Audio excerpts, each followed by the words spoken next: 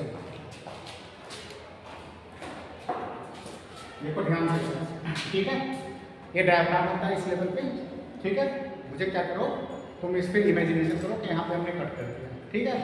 तो जो इसके ऊपर वाला पार्ट होती है यहाँ पे डायफ्राम होता है, ठीक है। मुझे कट कर दिया, एक किताब है, ठीक है। जो बुक्स है बेटा वो तुम्हारा डायफ्राम है, नीचे वाला पार्ट जो होती है एब्डोमेन होता है, ऊपर जो होती है थोरैक्स होता है, ठीक है। इतनी बातें समझ आ गई। उसके बाद थोरैक्स हो गया, एब्डोमेन समझ गए। जो थोरैक्स होता है उसे क्या होता है, लंग्स होता है, हार्ट होता है। उसके बाद उसके बहुत सारे वेसल्स होते हैं, ठीक है। अब ध्यान रखना,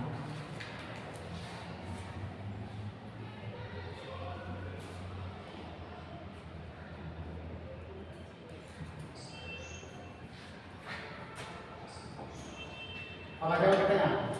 जो थोरैक्स हो गया, थोरैक्स जो कि अपर पार्ट ऑफ लंग होता है नेक और एब्डोमेन के बीच में, ठीक है। ये प्रोटेक्ट करता है वाइटल ऑर्गन, हार्ट और लंग्स, ठीक। उसके बाद एक प्ले करता है की रोल किसमें बेटा, लंग्स मेरा रिस्पायरेशन में, डायफ्राम रिस्पायरेशन में हो जाएगा। रिस्पायरेशन का मेन मसल डायफ्राम होता है। उसके बाद फिर सर्कुलेशन, पोस्चर और मूवमेंट, ठीक है। इतनी बातें समझ आ गई आपको। अब ध्यान दीजिए, ये आपका स्टर्नम है, ठीक है। ये आपका रिब से पीछे वर्टिब्रा से जुड़ा हुआ है। यही प्रोटेक्ट क्या करता है बेटा आपका हार्ट और लंग्स, ठीक है। उसके बाद आ जाओ कि ये पूरा जो जाल है उसको हम रिब्स केज बोलते हैं, ठीक है। तो जो टोटल रिब्स होता है कितना होता है, 24 होता है, 12 पेयर होता है। जो 7 पेयर होता है 2 रिब्स होता है, ठीक है। 3 पेयर कैसे होते हैं, हाल्स होते हैं। बाकी 2 पेयर जो होते हैं बेटा कैसे होते हैं, फ्लोटिंग होते हैं। तो 732 याद करोगे ना, 7 2 3। अब ध्यान दो, मैंने बताया आपको ये पूरा क्या है बेटा, स्टर्नम है। स्टर्नम का सबसे ऊपरी जो पार्ट होती है उसको मेनिब्रियम बोलते हैं, बॉडी होती है, लिम्फ पार्ट प्रोसेस होती है। ये टोटल क्या होता है बेटा, स्टर्नम होता है। उसके बाद क्या होता है, जो रिब्स होती है ना, तो रिब्स का जो आगे वाला पार्ट जिसमें मेनिब्रियम से अटैच होता है बेटा, वो कार्टिलेजिनस होता है, कार्टिलेज का बना होता है, ठीक है। बाकी जो होता है वो बोनी होता है, ठीक है। इतनी बातें समझ आ गई। अब देखो ध्यान से, ये हमने बता दिया फ्लोटिंग कौन से होते हैं, 8वीं से 10वीं को फॉल्स रिब्स बोलते हैं, ठीक है। और दूसरा नाम इसका वर्टिब्रो कॉन्ट्रोल होता है। बाकी जितने होते हैं बेटा वो कौन से होते हैं, ट्रू रिब्स होते हैं, जिसको वर्टिब्रो स्टर्नल बोलते हैं, स्टर्नल से डायरेक्ट अटैच होती है। इसको फ्लोटिंग क्यों बोलते हैं बेटा, लास्ट वाले को, जो लास्ट के ये दोनों हैं, क्योंकि डायरेक्टली अटैच होते हैं किसी दूसरे रिब से, ठीक है। मतलब जो 10वीं 11वीं और 12वीं होती है वो जाके डायरेक्ट 10वीं से लगती है, इस वजह से उसको क्या बोलते हैं, फॉल्स बोलते हैं, मतलब फ्लोटिंग बोलते हैं, सो ठीक है। देखो बेटा स्टर्नम हो गया, 12 पे रिब्स हो गया बेटा, थोरैसिक वर्टिब्रा होता है आगे पीछे की तरफ, आगे की तरफ तुम्हारा इंटरकॉस्टल, जो इसके बीच में स्पेस होते हैं उसको इंटरकॉस्टल स्पेस बोलते हैं। 2 रिब्स के बीच स्पेस ये है ना बेटा, एक रिब्स है एक रिब्स है, दोनों के रिब्स के बीच के स्पेस को इंटरकॉस्टल स्पेस बोलते हैं, ठीक है। ये क्या करता है, स्ट्रॉन्ग इलास्टिक होता है, अलाउ करता है ब्रीथिंग जब मूवमेंट नीचे ऊपर, ठीक है। उसके बाद आ गया बेटा अगला,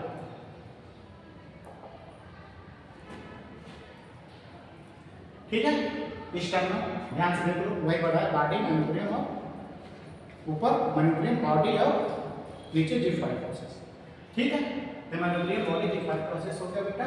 एक क्लैविकल अटैच होता है, ठीक है। देखो एक क्लैविकल अटैच है ना, मेनिब्रियम क्लैविकल आकर के अटैच है, ठीक है। उसके बाद रिब्स अटैच होता है बेटा, कॉस्टल कार्टिलेज के थ्रू, जो मैंने बताया आपको ये वाला पार्ट कॉस्टल कार्टिलेज होता है। उसके बाद क्या होता है, क्लिनिकल इंपॉर्टेंस इसका होता है, सीपीआर में यूज करते हैं ना, जब सीपीआर करते हैं किसी पेशेंट को, तब ये इसी वाले क्वेश्चन को हम क्या करते हैं, रेस करते हैं। क्यों, क्योंकि इसी नीचे हार्ट होता है, मुझे हार्ट को बंद करना होता है, ठीक। अब आ जाओ आगे बताओ, इसके एनाटॉमी क्या होगी, ऑलरेडी हमने बताया है ना, ट्रू फॉल्स और डायरेक्ट। जो डायरेक्ट स्टर्नम से अटैच होता है इस वजह से उसको ट्रू रिब्स बोलते हैं, इनडायरेक्टली अटैच होता है तो फॉल्स बोलते हैं, इंटीरियर अटैचमेंट होता नहीं इस वजह से फ्लोटिंग होता है, प्रोटेक्शन करता है और असिस्ट करता है ब्रीथिंग, ठीक है। अगला आया क्वेश्चन बेटा, इंटरकॉस्टल स्पेस क्या है, मैंने भी बताया 2 रिब्स के बीच के स्पेस को इंटरकॉस्टल स्पेस कहते हैं। इसमें क्या क्या होता है बेटा, इसमें इंटरकॉस्टल मसल होता है, इंटरकॉस्टल नर्व होता है, इंटरकॉस्टल वेसल्स, ठीक है। अब ध्यान रखना, ये जो वेसल्स होता है बेटा कहाँ होता है, इसके जस्ट नीचे होता है, समझ गया ना, मतलब ये जो स्पेस होता है यहाँ जो रिब्स होती है उसके जस्ट नीचे होता है, ठीक है। इसीलिए हम क्या करते हैं, कभी भी जब हमको इसमें क्या करना होता है, सैंपल निकालना होता है या कुछ भी नीडल डालते हैं थोरेक्स में, हमेशा इसके ऊपरी लेयर पे डालते हैं। समझ में आ गया ना? क्योंकि नीचे वाले में क्या होता है, देखो यहाँ पे क्या होता है, जस्ट इसके नीचे वाले रिब्स में आर्टरी और वेन्स होते हैं, इस वजह से हम इसमें करते हैं क्योंकि इसका वाला नीचे होगा। तो यहाँ पे अगर हम कोई भी नीडल वगैरह प्रिक कर देंगे तो मेरा नॉन आर्टरी खराब नहीं होगी, ठीक है।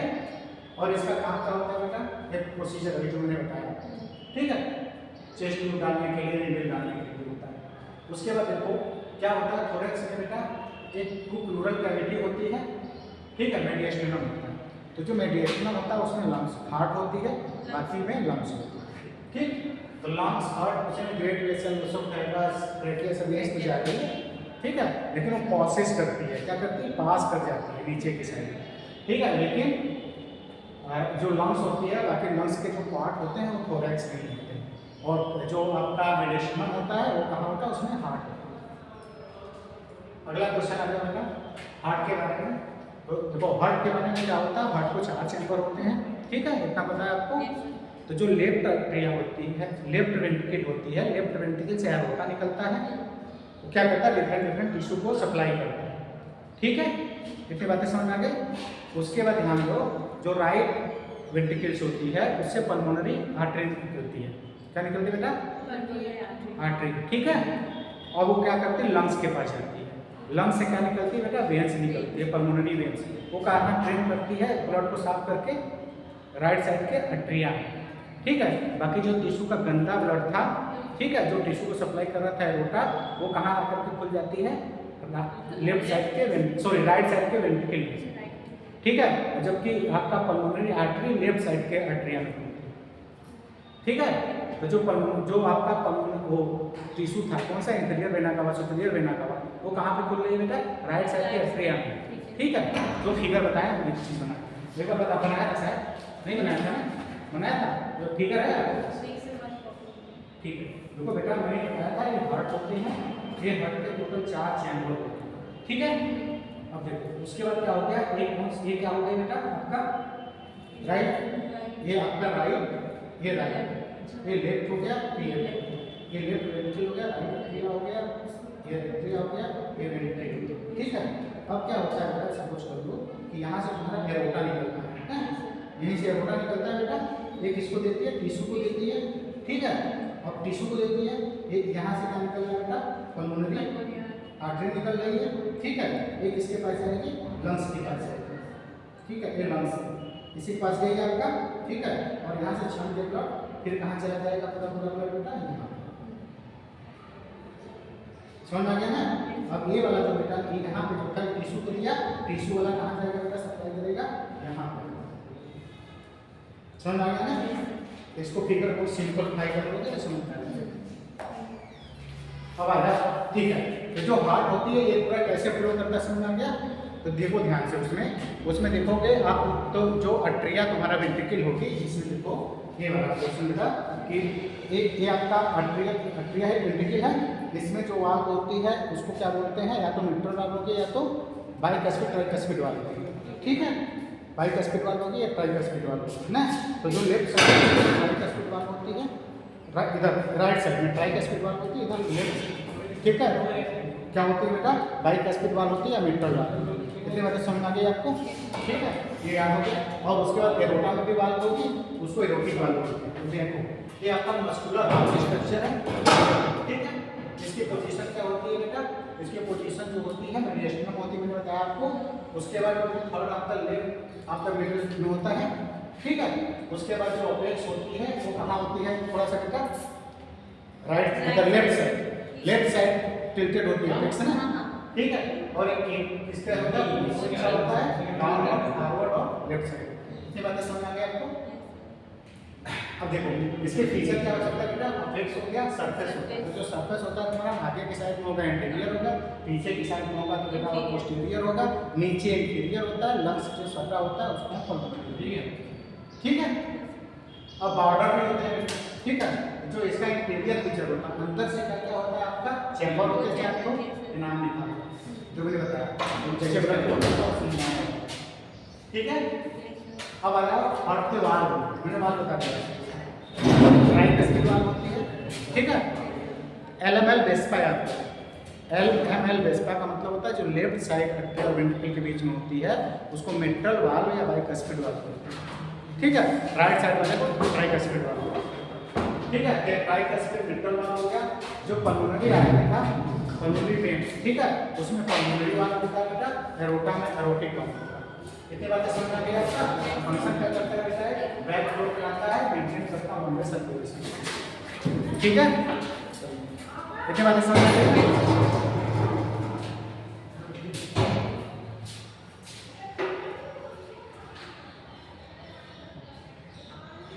अब आ जाओ ब्लड सप्लाई। देखो बेटा, जो ब्लड सप्लाई होती है वो स्पेशल कार्डियक मसल फाइबर के थ्रू होती है। ठीक है, इसके कंपोनेंट कौन कौन से होते हैं? जो एसएन होता है जिसको पेसमेकर बोलते हैं, वो राइट अट्रिया में।